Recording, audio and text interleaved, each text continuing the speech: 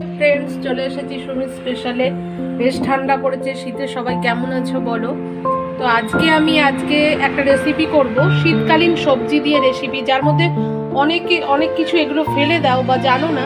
তো সেটা দিয়েই আমি আজকে একটা চচ্চড়ি রান্না করব, যেটা বেশ খেতে স্বাদ হয় এবং কোনো মশলা লাগে না, শুধু নুন হলুদ সামান্য মিষ্টি দিলেই ব্যাস শেষ।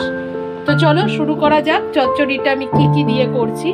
প্রথমে নিয়ে নিচ্ছি ফুলকপির কচি ডাঁটাগুলো, যেগুলো তোমরা অনেকেই ফেলে দাও বা অনেকে জানো। তো সেটাকে আমি একটু গরম জলে ভাপিয়ে নিয়েছি।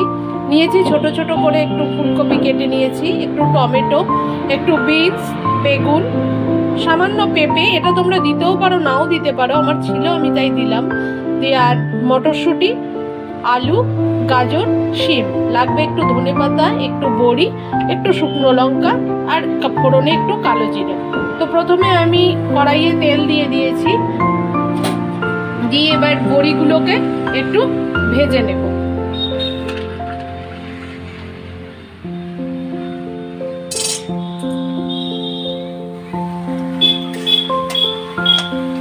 বড়িগুলোকে একটু লালচে করে ভেজে নেব।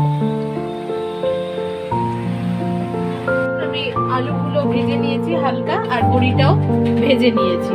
এবার আমি কড়াইয়ে দেব একটা শুকনো লঙ্কা, একটুখানি কালো জিরে,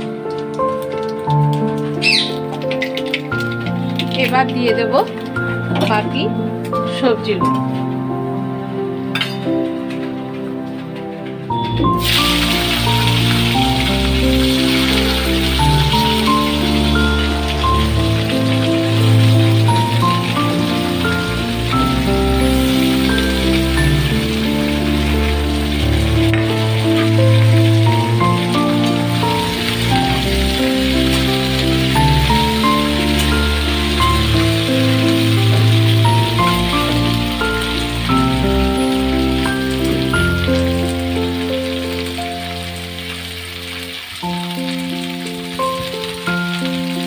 এবার একটু নুন হলুদ দিয়ে ভালো করে তরকারিগুলো মানে সবজিগুলো একটু ভাজা ভাজা করে নিতে হবে।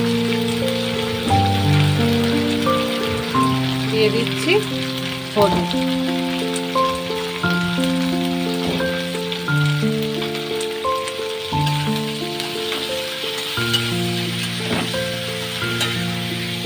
দিয়ে দিলাম একটা কাঁচা লঙ্কা। পরের কাঁচা লঙ্কা আরও দেবো, কারণ এই রান্নাটা কোনো মশলা লাগবে না, শুধুমাত্র কাঁচা লঙ্কাটাই লাগবে।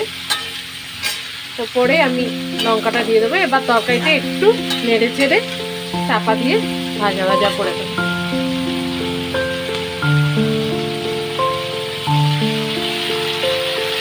ভাজা আলুগুলো এবার আমি এই সবজিগুলোকে একটু নেড়ে চেড়ে নিয়েছি, একটু ভাজা ভাজা হয়েছে, তাই আলুগুলো এবার আমি মিশিয়ে দেবো, নাহলে সিদ্ধ হবে না। দিয়ে আবারও একটু ঢাকা চাপা দিয়ে রান্না করব।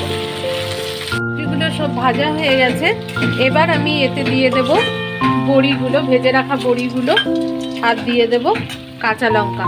যারা একটু ঝাল খেতে পছন্দ করেন তারা কাঁচা লঙ্কাগুলো একটু ভালো করে চিড়ে নেবেন, বা একটু খুন্তি দিয়ে নাড়িয়ে দিলেই হয়ে যাবে। এবার দিয়ে দেবো এর মধ্যে সামান্য চিনি।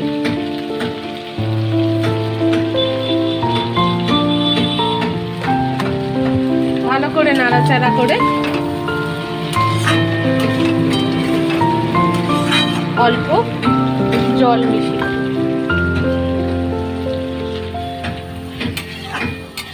দিয়ে দিলাম অল্প জল। এবার এটাকে ঢাকা দিয়ে দেবো যতক্ষণ না সবজিগুলো ভালো সেদ্ধ হচ্ছে। চচ্চড়ির সমস্ত সবজি সেদ্ধ হয়ে গেছে। এবার আমি দিয়ে দেব কুচিয়ে রাখা ধনেপাতা।